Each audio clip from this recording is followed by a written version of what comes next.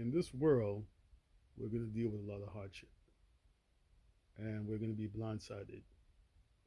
And how we react, it really is going to depend. And it's going to depend on who do we trust in. Do we trust in self or do we trust in the one above? Hardships are inevitable. We all are going to go through things in this world that will blindside us. The unexpected will happen. It's inevitable. We know this to be true. We know we're going to have happy days. We know we're going to have sad days. We know it is a fight because we know what the scriptures say about everything that we're going through in this world. Christ said no one is above his master. Matter of fact, he said that the student is not above the master.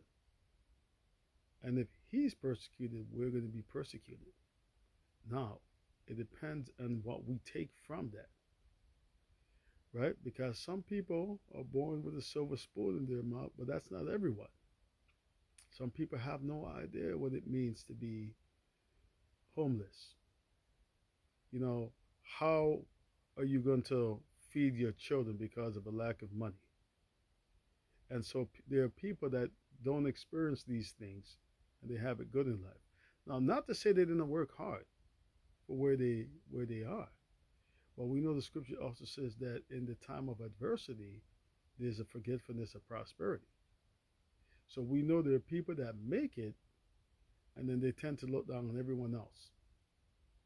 But those of us that are going through the trials and tribulations, because what does it say in the book of Peter? Think it not strange the fiery trial which are to try you as though some strange thing happened unto you. You as believers should know where that scripture is located. So hardship, we know, is meant to test. It tells us in the book of James that we are to be joyful in diverse temptation. Hardship is a part of what we have to go through. Christ said that we have to endure to the end. So hardship is actually meant to try us. The tempter is going to tempt us in so many different categories. And why? Because he wants to eventually break us down. So we have to understand that this is spiritual combatant as ascribed in Ephesians 6. It's spiritual combatant. So we understand it. But who do we trust in? Do we trust in ourselves or do we trust in the one above? You know, because life is very, very, very unpredictable. And it's really unstable. Like water is unstable, so is life. We're going to have highs and lows, peaks and valleys. It's going to be a roller coaster. And for the spiritual people, we know it's a tug of war against the flesh and against what? The spirit. They're not compatible with each other. They're not in agreement. We know this to be true. We understand that the scripture speaks about these very things. So who do we put our trust in the end?